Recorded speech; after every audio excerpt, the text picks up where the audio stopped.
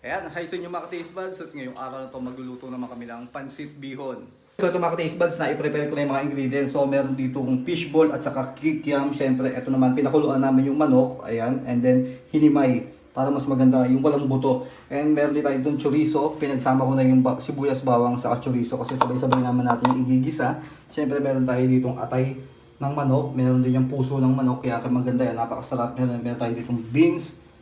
Baguio beans, meron dito tayong kinchay, carrots, at saka syempre itong Chinese cabbage. So ayan, syempre ito naman yung gagamitin nating pang ito yung pinaka-biho niya, pipilaman pa.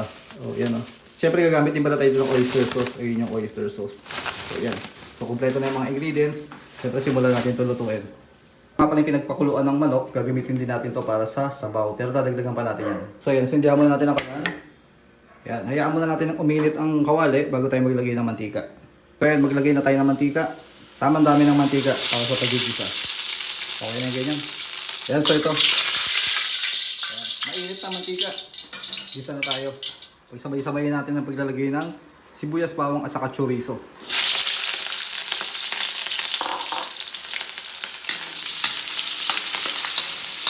Marami tayong lulutuin. Yan, 1 kilong pansit.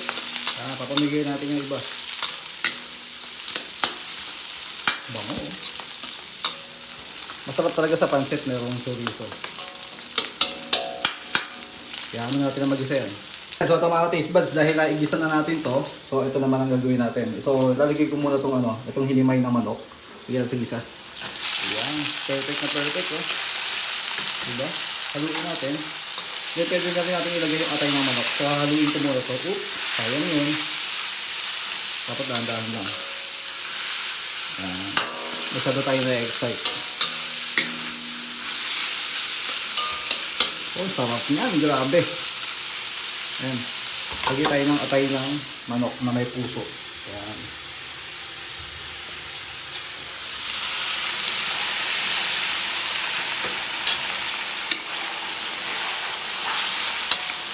Ayan. Maghuhugas muna ako ng kamay. Then maglalagay tayo paminta sa toyo. So yan, nakuha ko na yung toyo. Ito na rin yung paminta. So maglalagay muna tayo ng paminta dito gamit ito. So lagyan natin is mga 2 teaspoon siguro ang dami. Ayan.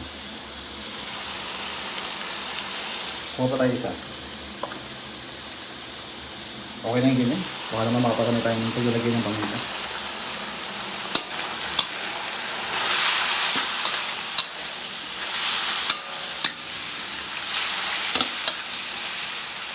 Then, maglalagay naman tayo ngayon ng toyo. O diba parang tayo nagluluto ng real time, eh? So, yan. Lagay tayo ng toyo. Tamang dami ng toyo, ah. Huwag naman yung napakadami. So, ngayon, ganito munang karami ilalagay natin dyan. Okay na muna siguro yung ganyang karami. Madali naman magdagdag mamaya. Baka sumobra kasi tayo, eh. So, ayaw natin mangyari yung ganon. So, ayan, hayaan natin ang maluto-luto ito. Bago tayo maglalagay naman ng tubig. Ay, lalagay ko muna yung gulay pala bago tayo maglagay ng tubig. So ito mga ka-taste buds, oh. O nga pala, maglalagay kami dito ng 2 pirasong Knorr shrimp cube. Ayan, kasi kaya shrimp cube yung ilalagay namin dito. Kasi nga, pwedeng naman tayo kasi maglagay ng hipon. So dahil hindi tayo maglalagay ng hipon, shrimp cube na lang yung ilalagay namin dito. Uy, secret yan, pampasarap ng pansit bihon o kayong ano dyan. Diba? Ayan, oh. Ito pwede na yan. Pwede na tayo maglagay ng tayo nagluluto ng chicken pastil, oh, yung itsura. Kaya maglagay naman tayo ng ano ngayon? Ano ba tawag dito? Yung chicken broth, yung pinagpakuluan ng tubig. So, ito yun. Ito muna yung gagamitin natin. Lalagay natin to. So, malinis yan ha. Pinagpakuluan ito eh. Baka sabihin nyo marumi.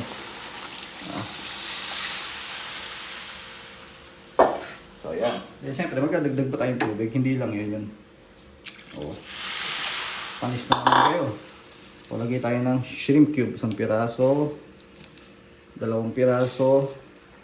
Dagdag tayo ng bahagyang toyo. Then, haluin na natin syempre. Pakuluin muna natin. Then, saka natin ilagay yung mga gulay para hindi masyadong lamog yung gulay. Naisip ko rin. Ayan. Sarap yan. Panalo lasa yan. So ito mga taste buds, kumukulo na. At nga pala maglalagay nga pala tayo ng oyster sauce. Dapat kanina pa ako naglagay ito, pero okay lang. Ngayon tayo maglagay. Ayan. lahatin na natin yan. 1 kilo naman itong lutuin natin eh.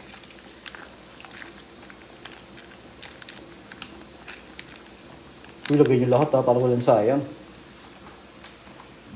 Mix. Lalong sasarap to.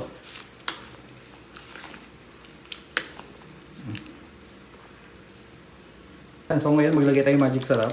So yan, dagdagan natin ang magic sarap. Medyo basa-basa na ito magic sarap eh. Lahat na nga natin to.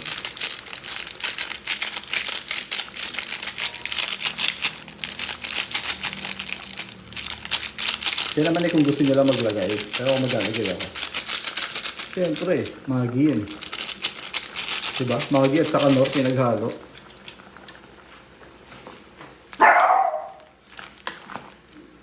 Ngayon naman, maglalagay tayo dito ng beans at saka carrots. Lagay na natin yan. Unahin natin itong beans. Then lagay natin itong kinchay, saka may carrots. Dapat pala ginisa natin yung kinchay kanina. Pero okay lang yan. Halo natin yan dyan. Para walang sayang. So pakukuluan lang natin yan hanggang sa maluto. Natikman na naman namin to at talaga namang panalo ang lasa. Daming sahog. Grabe. Nakakatuwa. Yan. Pakuluan mo natin. Saglit lang yan. Luto yan. Pakuluan natin ng mga 2 minuto. At nga pala maglalagay tayo nito. Kikiam at saka fishball. Lagay na natin yan. Hindi natin ang tawag dito. Hindi natin hindi natin ginisa yung ating fishball kasi kapag ginawa natin yon baka naman malamog, yung super lumambot. Kaya ito na lang ginawa natin. So ito yung pancit bihon na overload sa sahog. Siyempre habang pinakukuluan natin yan, maglalagay ako ng ito, yung Knorr na, ano ba tawag dito? Knorr liquid seasoning. Ayan. Pero hindi natin lalahatin, mamaya maglalagay pa tayo dyan. Pag naluto na yung bihon. Diba daming sahog?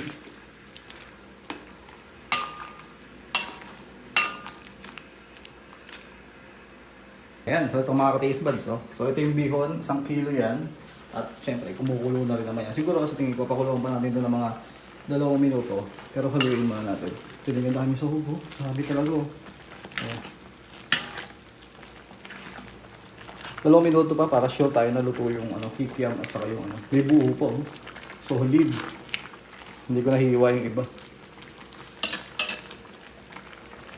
So ito mga ka-taste buds, naka 2 minuto na. So lagyan na natin itong mga dahan-dahan natin. Siguro 2. Siyempre baka makaso tayo. 2.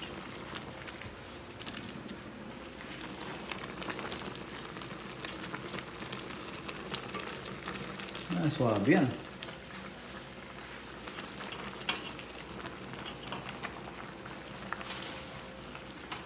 So yan, maluluto din yan. So ito mga ka-taste buds, dito na yung itsura ng pancit, diba? So dagdag ako ng tubig para kasi parang hindi masyadong yung tubig kanina